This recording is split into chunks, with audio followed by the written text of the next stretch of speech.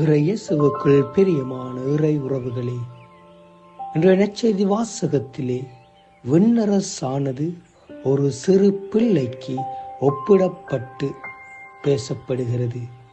ஏன் விண்ணரசானது, இறைவனுடைய ஆட்சியானது ஒரு சிறு பிள்ளைக்கு ஒப்பிடப்படப்படுகிறது என்பதை குறித்து சிந்திக்கிற பொழுது எங்களுக்கு தெரியும், எங்களுடைய குடும்பங்களிலே ஒரு சிறு பிள்ளையானவள் தாழ்ச்சி மிக்க ஒரு குழந்தையாகவும், இதையும் ஏற்றுக்கொள்ளுகிற ஒரு குழந்தையாகவும், இதையும் மனம் திறந்து கற்றுக்கொள்ளுகிற ஒரு குழந்தையாகவும் இருக்கிறாள்.